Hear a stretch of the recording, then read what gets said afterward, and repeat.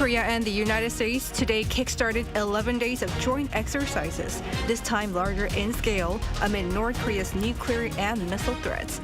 South Korea's commander-in-chief meanwhile reiterated overwhelming strength is necessary for peace. Returning home from Camp David, President Yoon says South Korea's partnership with the U.S. and Japan has opened up a new era, vowing for less risks and more opportunity. Amid the joint drills by Seoul and Washington, North Korean leader Kim Jong-un engaged in a military inspection that reportedly involved a strategic cruise missile test, something the South Korean military raised doubts over. It's August 21st, 2023. This is News Center. Good evening. Thank you for joining us. I'm Yoon Jung-min. The Allies today kicked off their annual major joint military exercise. Dubbed Ulchi Freedom Shield, this year's drills feature expanded field maneuvers and advanced war scenarios amid heightened tensions with North Korea and the ongoing Ukraine war. Our defense correspondent Choi Min-jung begins our coverage. South Korea and the U.S. began their Ulchi Freedom Shield exercise on Monday. The 11-day series of drills is a joint, combined, and interagency exercise aimed at strengthening the Seoul-Washington combined defense posture to deal with any possible emergency situation, including provocations by North Korea. This time around, there has been a significant increase in outdoor maneuvers compared to previous years. About 30 complementary large-scale combined training drills are taking place, more than double that of last year. The all-out war scenario has been reorganized to reflect diverse threats within the security environment from lessons learned from recent wars and conflicts. These include Pyongyang's advanced nuclear and missile capabilities and the war in Ukraine. The U.S. Forces Korea has said the U.S. Space Force will also take part for the first time. Alongside South Korea and the U.S., UN member states, including Canada, France, and the UK, are also set to participate. In conjunction with the joint military drills, the annual 4-day Ulchi Civil Defense exercise also kicked off on the same day. Some 580,000 officials from about 4,000 government agencies and public institutions across the country will take part in the exercise. The aim is to enhance their readiness for contingencies such as war. As part of the exercise, President Yoon chaired a cabinet meeting on Monday, saying true peace is maintained only by absolute force, not by a one-sided plea or goodwill.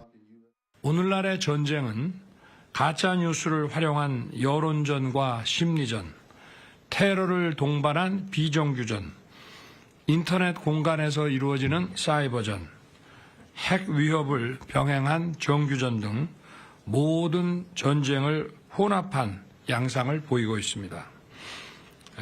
이에 민관군이 함께 국가 총력전 수행 역량을 향상시키는 노력이 반드시 필요합니다. President Yoon said it was crucial to thoroughly dismantle Pyongyang's attempts at fake news, disguised peace offensives, and provocative propaganda. He added that the country needs to better protect its critical national infrastructure, which will probably be targeted first. The president also underlined the importance of alerting the public in the case of a nuclear attack, as this is the first year for the exercise to include a response to such an attack. Choi Min-jung, Arirang News. In what appears to be a response to the Seoul-Washington joint drills, North Korea says its leader Kim Jong-un has inspected a Navy unit and observed a strategic cruise missile test. But the South Korean military says much of its claims are exaggerated. Our foreign affairs correspondent Bae Yoon-ji has more. North Korea's state media has released images of its leader Kim Jong-un aboard a Navy ship, overseeing what it claimed was a strategic cruise missile launch. The North Korean Central News Agency said Monday that Kim visited a Navy fleet stationed on the East Coast to inspect the test launch, aimed at verifying the combat function of the ship and the feature of its missile system. Without giving details on when the test was conducted, it said the missile test precisely hit its target and that it prepared the sailors for carrying out an attack mission in actual war. The North's latest move comes as military forces from Seoul and Washington kicked off their annual summertime drills, and just days after the leaders of South Korea, the U.S., and Japan agreed to strengthen security ties at a trilateral summit at Camp David. But South Korea's military said North Korea's claims are exaggerated. It says Seoul and Washington detected signs of the test in advance and had been monitoring the situation in real time. An official from Seoul's Joint Chiefs of Staff told reporters that the missile was in fact a ship-to-ship missile, not a strategic cruise missile, as it's impossible to launch that kind of cruise missile from such a small ship. The official also added that the missile did not even hit its target. There was some speculation that the naval corvette shown in the photos was a new model, but the South Korean military said this too was not true. The same official said it was a ship not built within the last 10 years, and added Kim Jong-un's visit to the Navy fleet was made sometime last week. Experts say the North likely released such images on Monday to show off its naval capabilities in a show of force against the combined drills between Seoul and Washington. The launch was conducted right after the trilateral summit between South Korea, the US and Japan, and right before the Ulchi Freedom Shield exercise. So it's probably a strong warning that it will respond sternly against the military drills. Separately, South Korea's Air Force said it conducted drills aimed at detecting and intercepting enemy cruise missiles. Monday's drill involved around 20 aircraft, including F-35A stealth fighters, F-15Ks, and KF-16s. 배은지, Arirang News. The South Korean government said it welcomed the United Nations Security Council meeting last week on North Korean human rights issues. The Foreign Ministry explained on Monday that the meeting was an opportunity to create a new dynamic in the discussion, and the ministry will work hard so that such talks continue. It added that South Korea participated in the meeting because human rights issues in North Korea are closely connected to international peace and security. The UNSC meeting was held last Thursday in New York. Returning home from Camp David, President Yoon says South Korea's partnership with the U.S. and Japan has opened up a new era, vowing for less risks and more opportunity. Our presidential office correspondent Oh Soo-young reports. South Korea, the United States and Japan will expand their cooperation beyond Northeast Asia to become a regional force in the Indo-Pacific. That's according to President Yoon, who chaired a cabinet meeting on Monday following his trilateral summit with President Joe Biden and Japanese Prime Minister Fumio Kishida at Camp David. With their pledges of regular annual summits, joint military drills and a missile warning system, Yoon said the trio will become a powerful security mechanism against North Korea's nuclear threats and also work with the AUKUS Security Pact and the Quadrilateral Security Dialogue to uphold international law and order in regional waters. Beyond military issues, the president said the realm of cooperation will expand beyond traditional security concerns. 한반도 영내 공조에 머물렀던 한미일 협력은 인도 태평양 지역 전반의 자유, 평화, 번영을 구축하는 데 기여하는 범지역 협의체로 진화할 것입니다. 협력 분야도 안보뿐만 아니라 사이버, 경제, 첨단 기술, 개발 협력, 보건, 여성, 인적 교류를 망라한 포괄적 협력체를 지향하게 될 것입니다. In particular, he noted that joint efforts to develop critical technologies, ethical standards of AI, and supply chain cooperation would benefit all three countries, trickling down to the welfare of everyday people. 한미일 3국의 경제 협력과 인적 교류 증진은 대한민국의 미래 성장 동력 확보와 양질의 고소득 일자리 창출에 크게 기여할 것입니다. While executive leadership has been crucial, experts say all three democracies face political risks in continuing the trilateral arrangement, given long-standing historical disputes between Seoul and Tokyo and the possible return of former President Donald Trump, who was wary of such alliances. Thus, broader institutionalization is needed to solidify and amplify cooperation moving forward. But there's obviously an important security dimension to this partnership. There's an important economic and trade dimension to this partnership. There's a diplomatic dimension to this partnership. There are so many areas that are going to provide fodder, if you will, for cooperation, coordination among the three countries here, that I think that the legislatures in all three countries, in my view, have a stake, have an interest in participating in this emerging partnership, and I hope they will. The next standalone trilateral summit could take place in Seoul, as Yoon has suggested a meeting in Korea, having met his counterparts in Hiroshima, Japan, and at Camp David this year. 오수영, Arirang News. While South Korea, the U.S. and Japan accelerate their cooperation, China looks to be tightening its ties with the BRICS nations as its leader Xi Jinping travels to South Africa this week for a summit with those developing nations. Chung Eun-ju has the details. Chinese leader Xi Jinping will travel to Johannesburg, South Africa on Monday on a trip intended to bolster Beijing's influence among developing and emerging nations. This is only Xi's second international trip this year. China's foreign ministry said Xi's three-day state visit will include a summit with leaders of the BRICS emerging economies. The BRICS summit is the first to be held in person since 2019.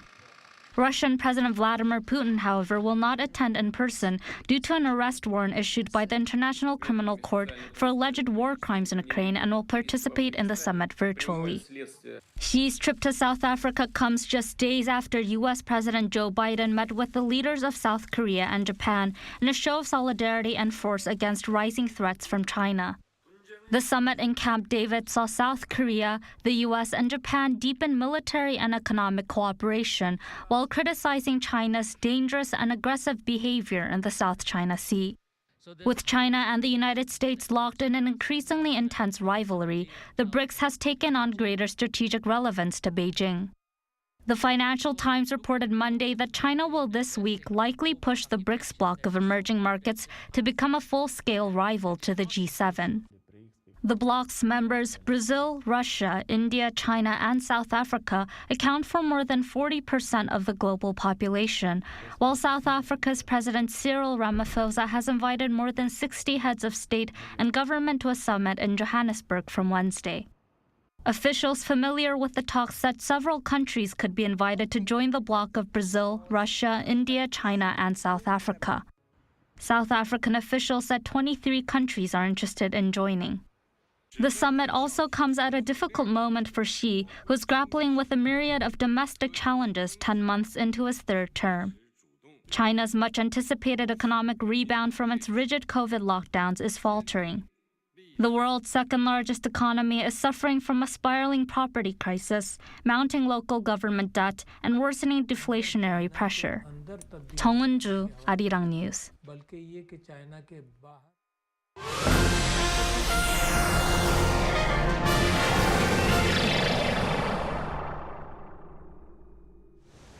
Amid a series of random attack incidents at home, President Yoon has called for fundamental measures to end such crimes. The authorities weigh up bolstering safety infrastructure. Kim Do-yeon explains. With recent violent crimes shocking the nation, President Yoon Suk-yeol has again ordered measures to protect residents. According to the presidential office on Monday, at his weekly meeting with Prime Minister Han Duck-soo, Yoon told Han, quote, to come up with fundamental measures against senseless crimes, including strengthening law enforcement capabilities. The order comes as a woman was declared dead on Saturday after being brutally attacked with brass knuckles in an alleged attempted rape at a park in Seoul Silim neighborhood on Thursday. This is the third time this month that President Yoon has ordered measures to protect the people from violent crimes. The first one this month came immediately after a man rammed his car into pedestrians and then went on a knife rampage against bystanders in the Bundang-gu district of Seongnam City.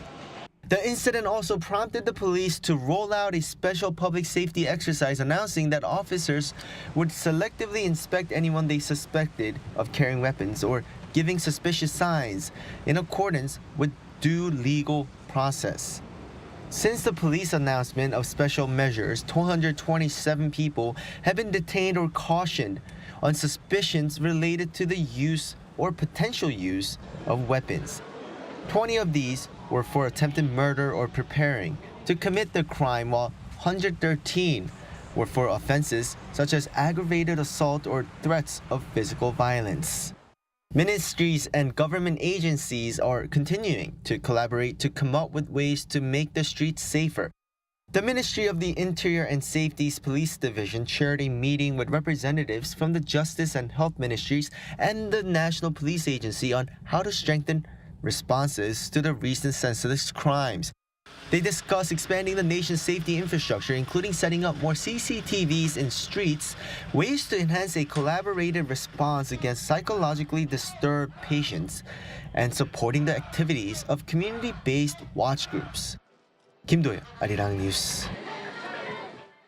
As Japan's discharge of Fukushima wastewater looks imminent as early as this month, Japan's Prime Minister Kishida today met fisheries industry leaders to seek their understanding, only to reaffirm their differences.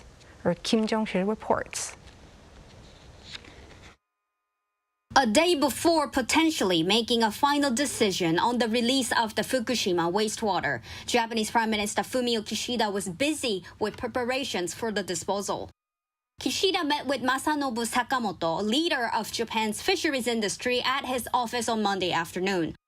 Japanese officials said the meeting was to seek understanding from the industry and explain the government's countermeasures regarding reputational damage.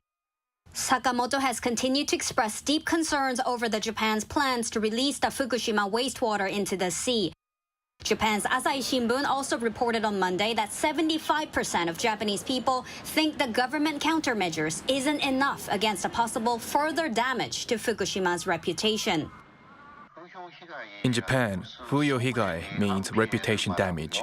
Even if a lot of people already explain something is safe, it's a situation where you don't trust those words. For example, even if the wastewater is considered to be safe regarding radiation levels, it's a state of mind where you can't trust that, and you end up thinking you can never consume fish that were caught from that area. But this isn't stopping the Japanese Prime Minister from wanting to push through with the release plan.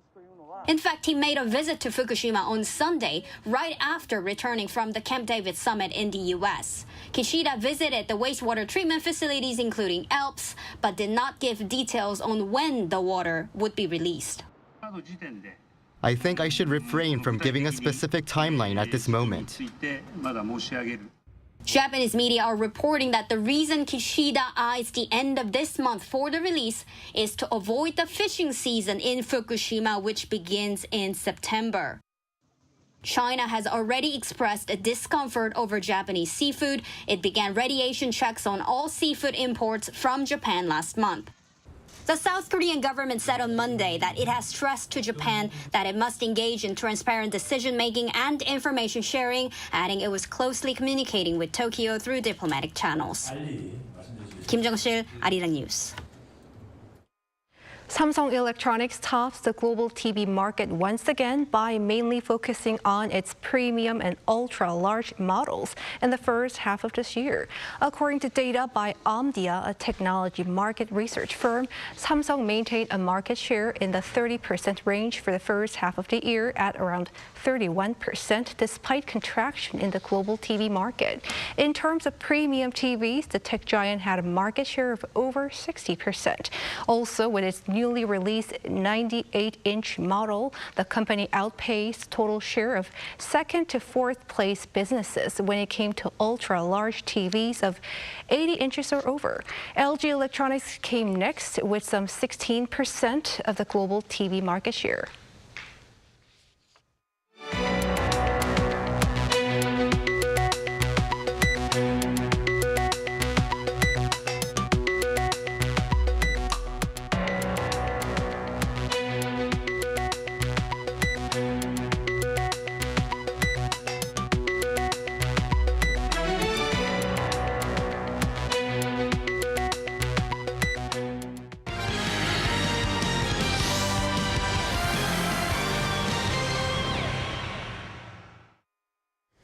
And it's time now to take a look at what's been happening in the world of sports. Joining us in the studio is our sports editor, Paul Need. Evening, Paul. Evening.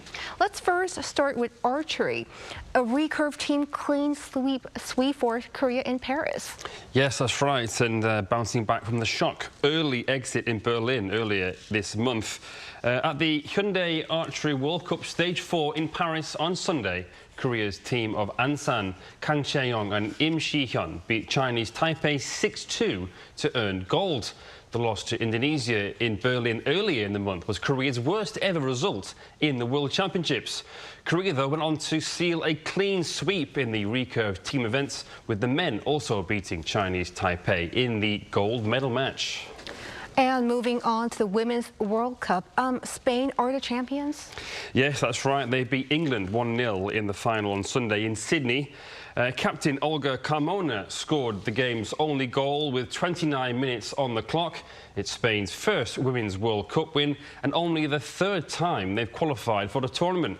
Spain's previous best was the round of 16 in 2019 in France.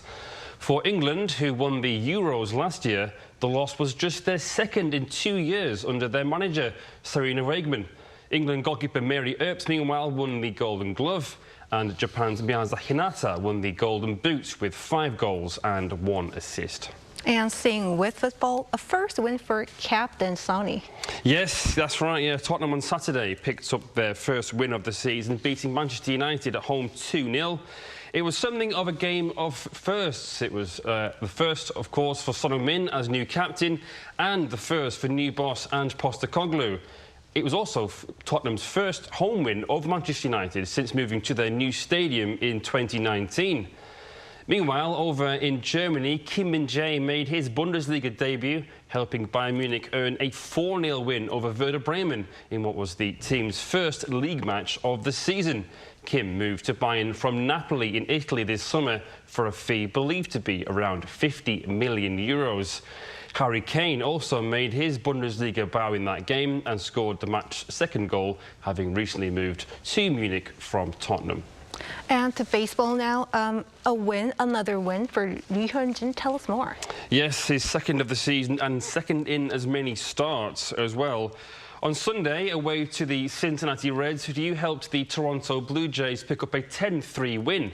He allowed just 4 singles and 2 runs, both unearned over the 5 innings he was on the mound for. Liu is now 2-1 with an ERA of 1.89 in 4 starts since returning from elbow surgery. He has also extended his run of not giving up an earned run to 14 innings. He threw 83 pitches and 56 of them were strikes. He struck out 7 and walked just 1.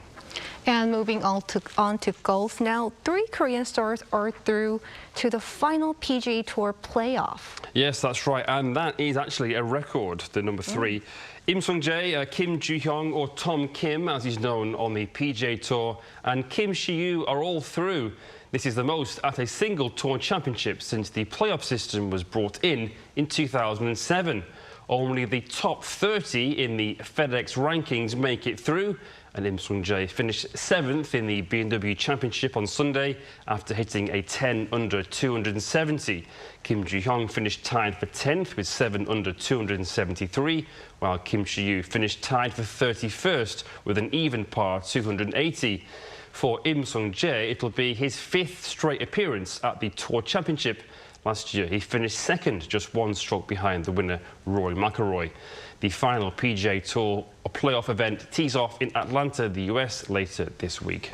And finally to athletics, another World Athletics Championships final for high jumper Woo Sang-hyuk. Yes, you're quite right. It's his 2nd in a row as well, in fact. And yes, Woo on Sunday in Hungary sealed a place in the final of the World Athletics Championships. Athletes had to clear a height of 2.3 meters or be in the top 12. Woo cleared 2.28 to finish 4th out of 36.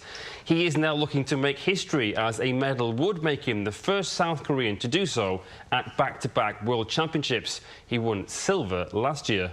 The final will take place at 7:58 p.m. Tuesday in Hungary or 2:58 a.m. Wednesday, South Korea time. All righty, thanks for that, Paul. See you next week. Thank you.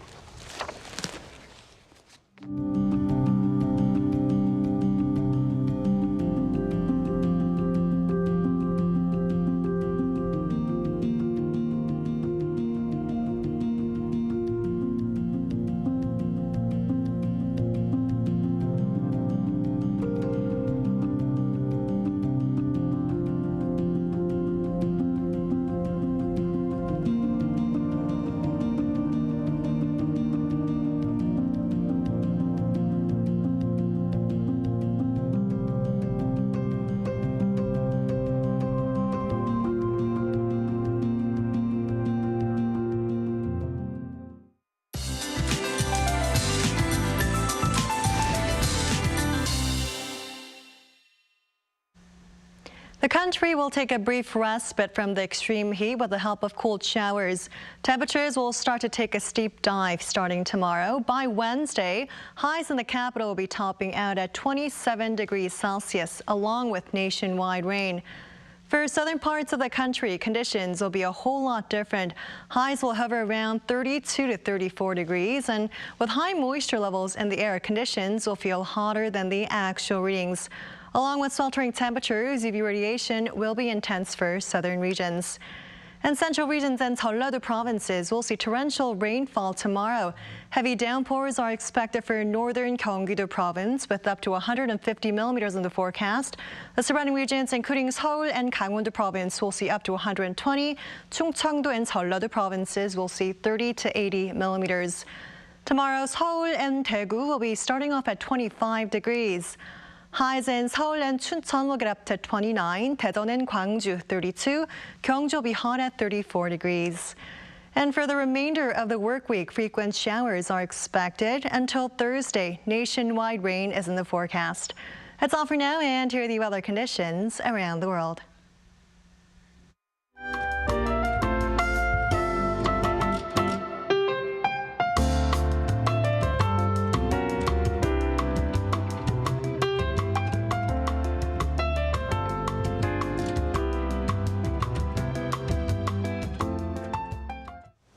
That is News Center for tonight. Thank you for watching.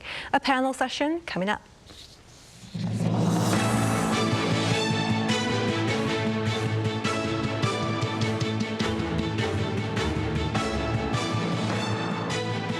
I'm live.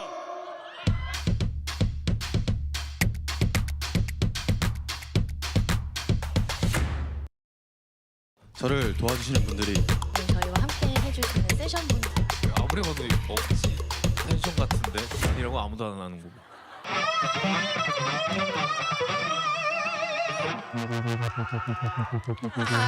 좋아요.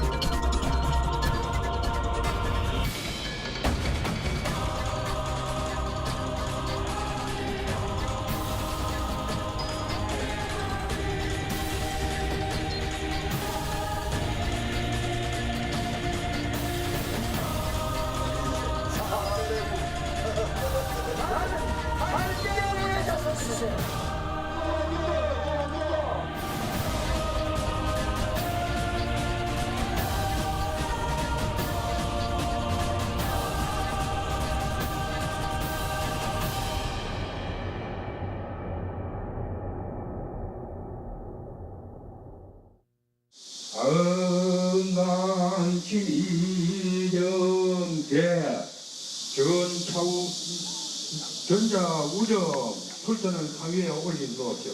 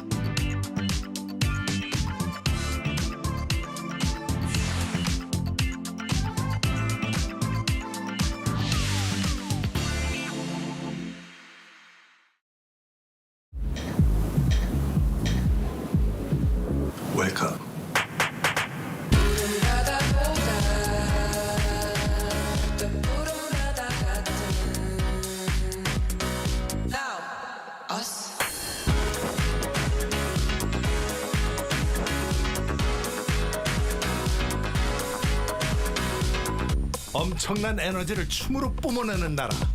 감당할 수 있겠니?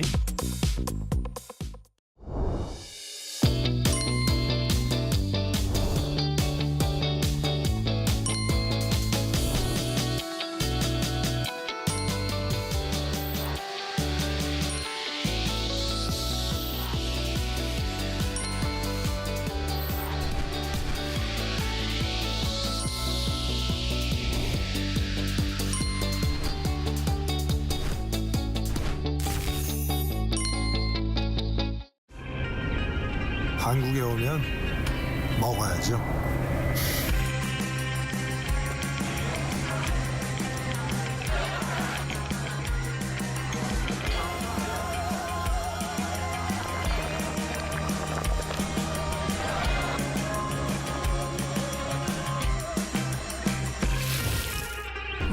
먹어도 끝이 없는 나라. 감당할 수 있겠니?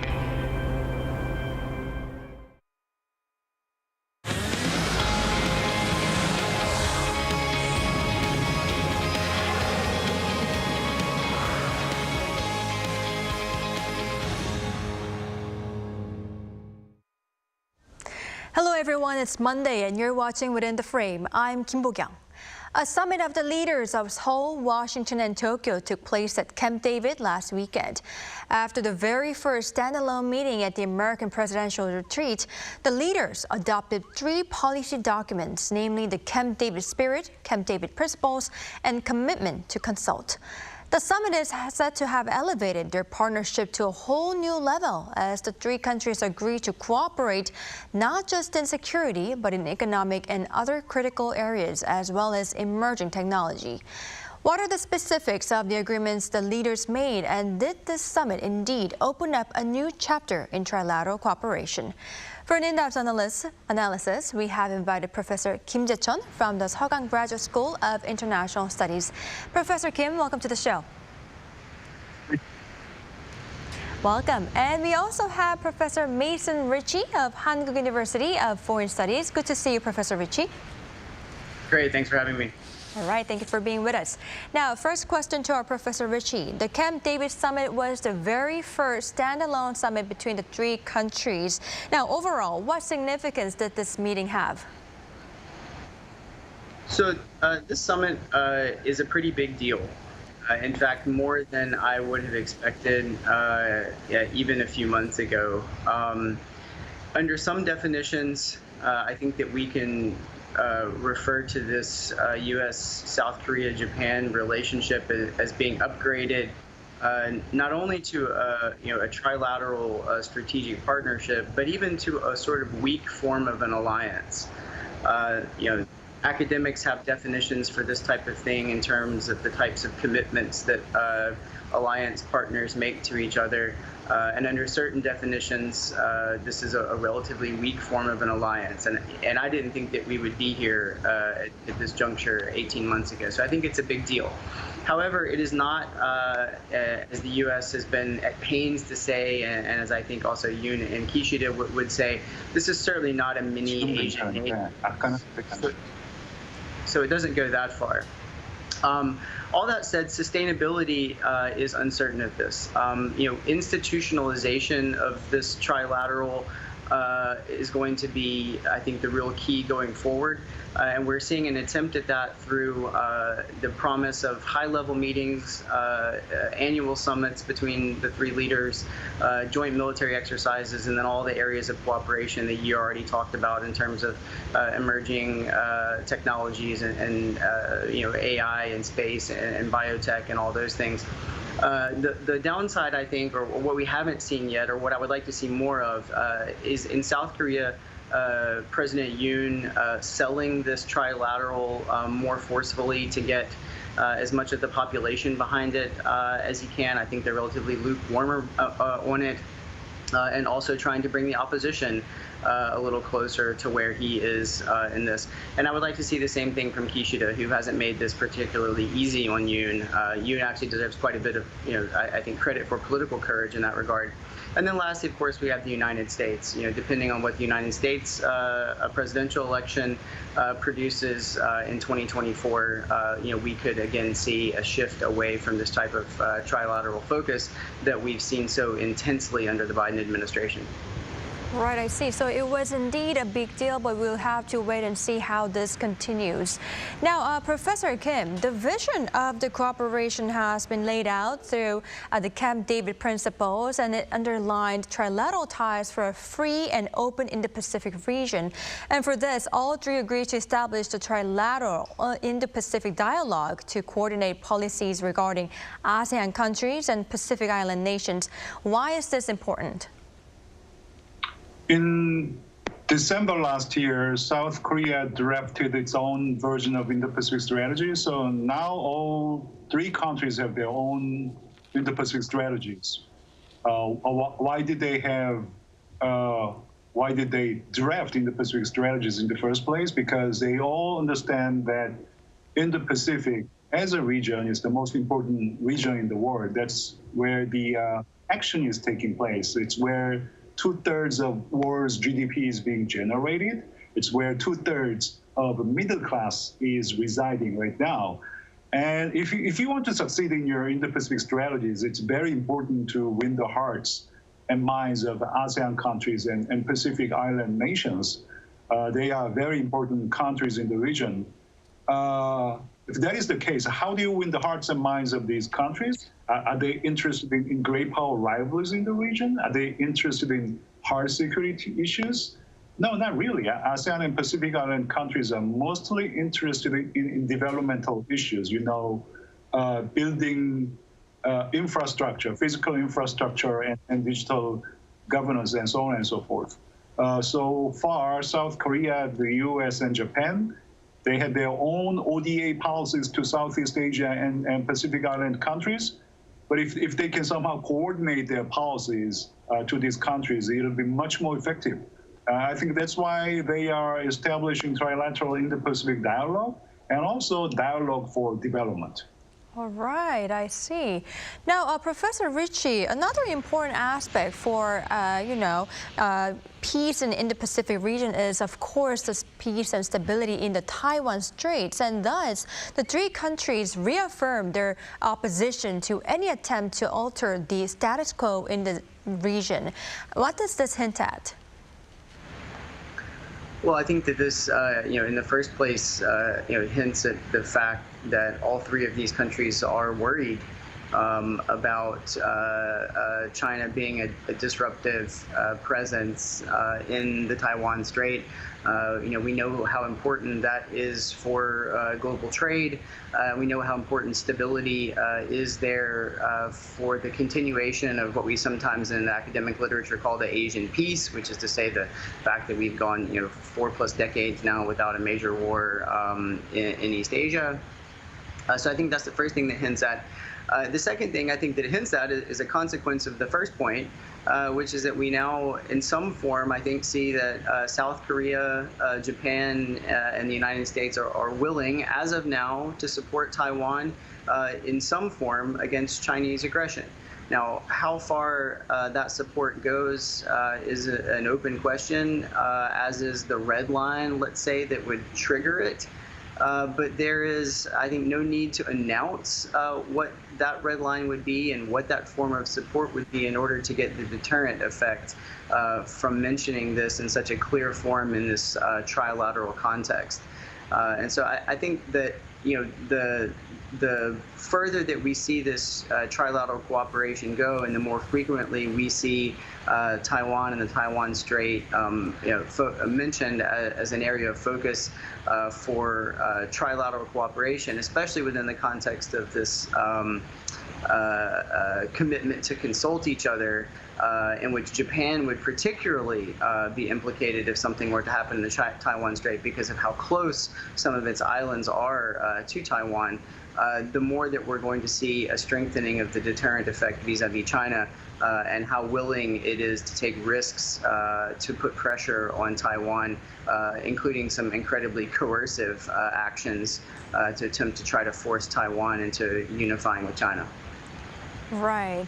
Well, we have been talking about the Camp David principles, but now let's talk about the specifics of the agreement. So the three countries' leaders, national security advisors, and ministers have decided to hold annual meetings at least once a year and to institutionalize these meetings to ensure continuity. Now, why does this matter, Professor Kim?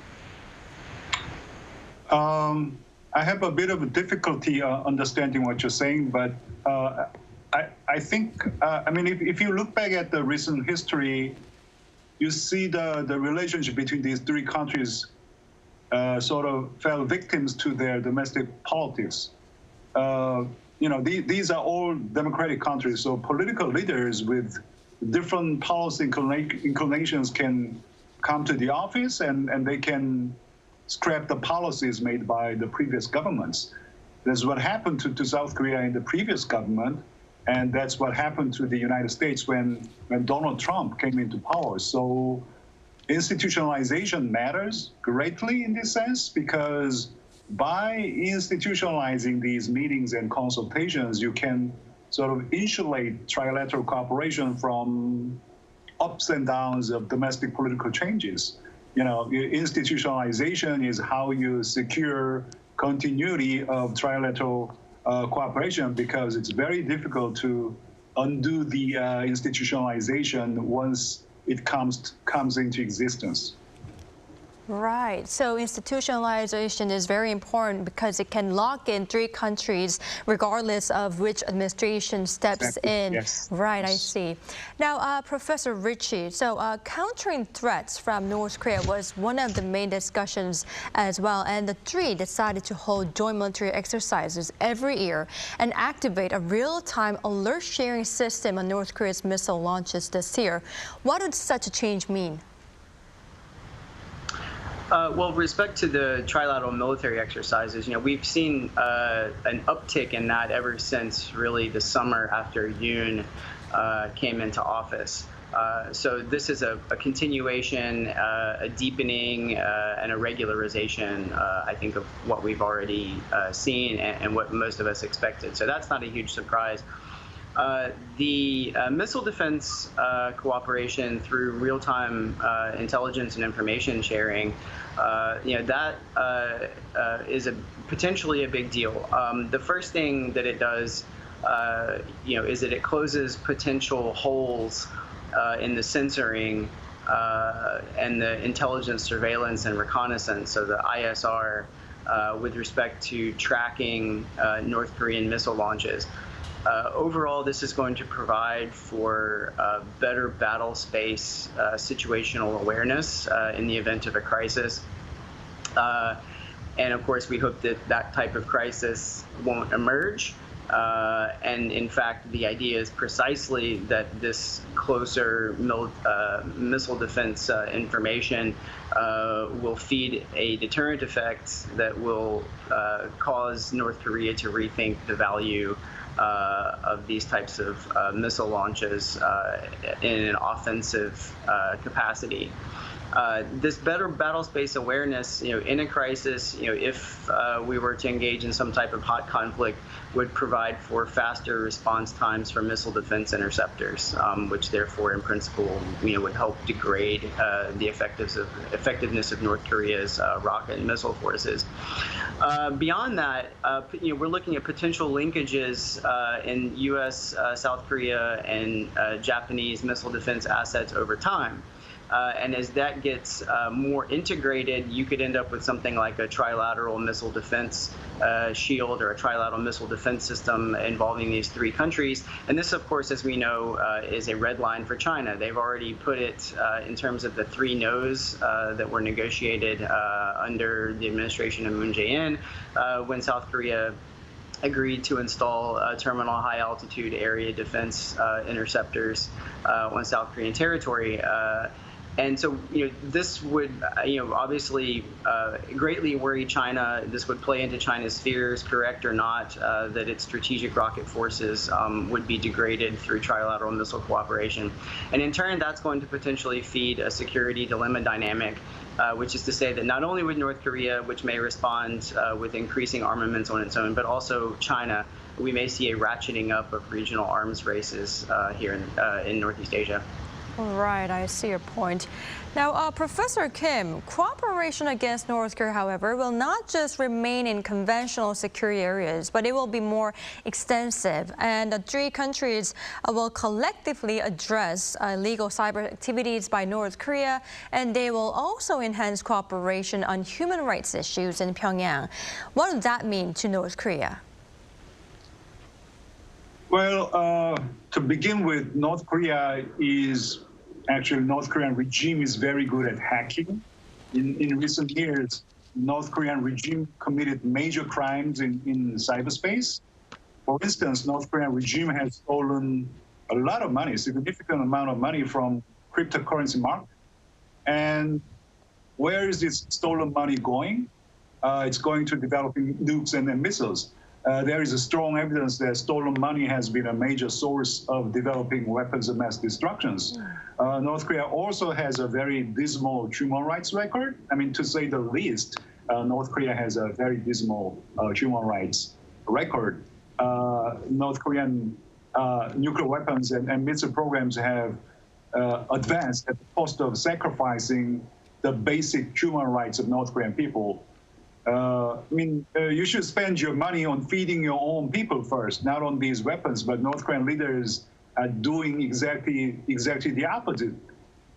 So they are stopping North Korean people to advance their weapons of mass destruction program. So for three countries to cooperate on cybersecurity and also North Korean human rights abuses, it's really a bad news for North Korean leaders and their weapons of mass destruction programs. I think they would feel the real pressure because of concerted efforts by these three countries to fight against cyber crimes and also human rights abuses. Right. Now, Professor Kim, one more question. The document on the commitment to consult was one of the most noticeable ones from the summit as well. Now, what are the details? And many experts say that although this cannot be called a trilateral alliance, it sure has the aroma of one. Do you agree? Well, I don't agree because that commitment to other countries does not come with any legal bindings, any legal obligations that comes with the alliance.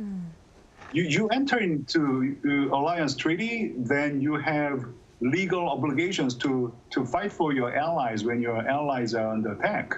But this document to commitment is about recommendation, recommending you to consult with other two countries if needs arise. It's about exchanging opinions about the situations, and it's about exerting concerted efforts to deal with these situations. There aren't any legal obligations. It's a voluntary basis. So the way I see this document as international relations scholar is that there is a world of difference between the alliance and commitment to consult. Right, I see. So it is hard to say this is similar to alliance because this is not legally binding. All right. Well, Professor Ritchie, we'd like to also tap on economic security and technology cooperation here. Leaders agreed to launch an early warning system to enhance cooperation on possible global supply chain disruption.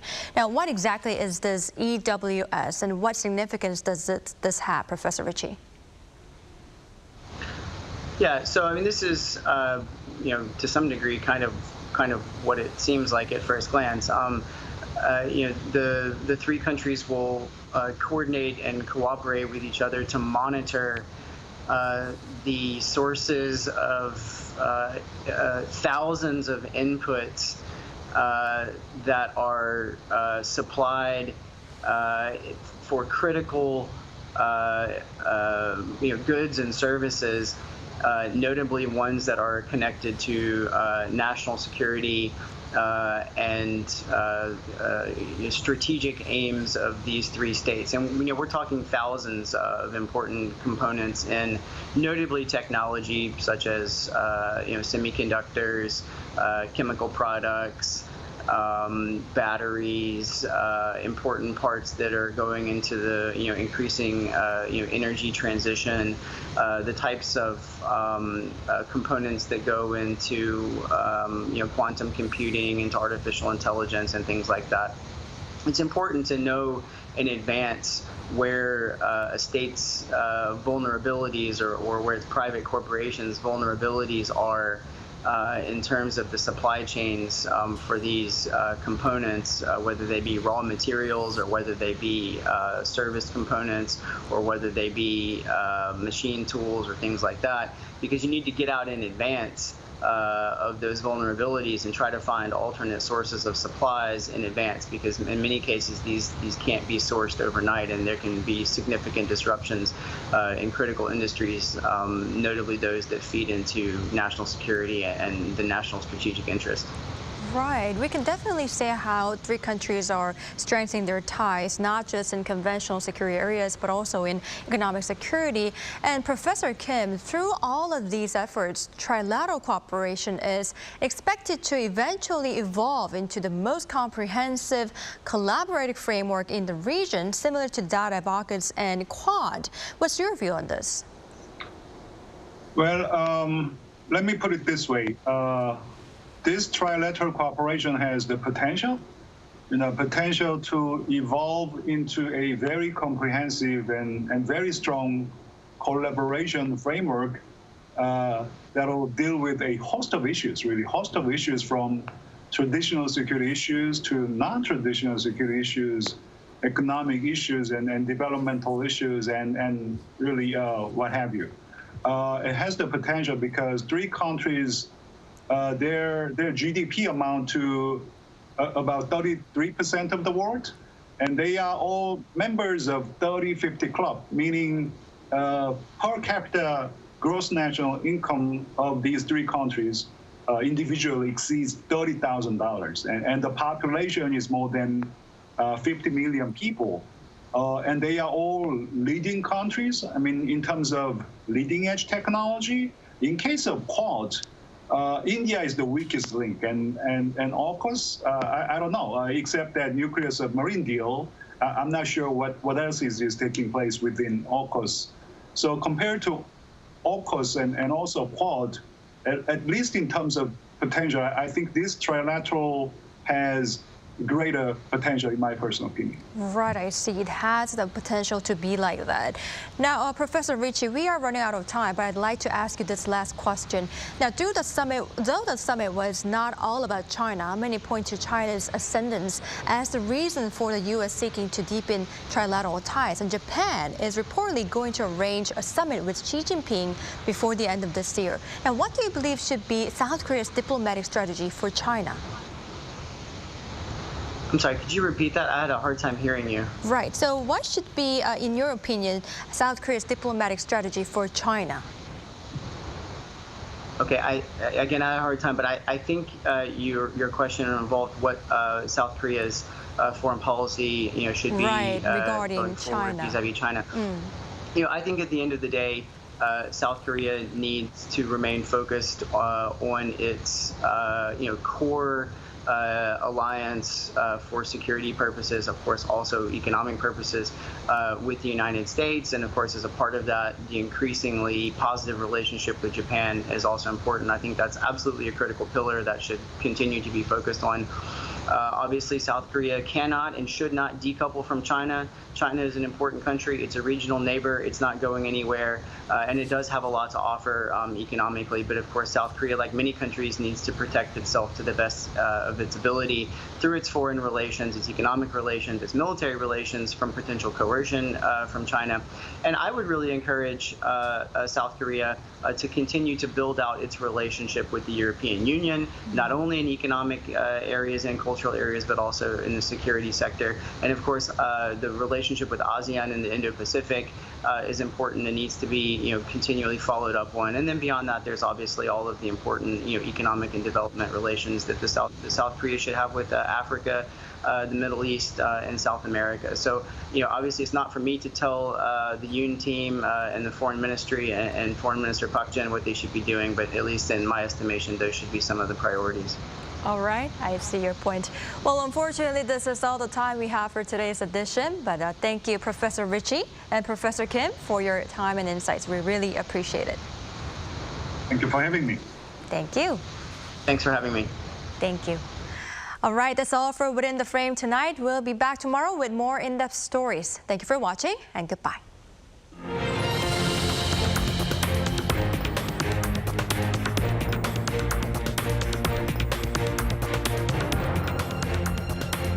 하나, 둘, 셋. Hey, Mr. Cupid, who's lying? Make sure you listen to what I say. I may be stupid or quite naive.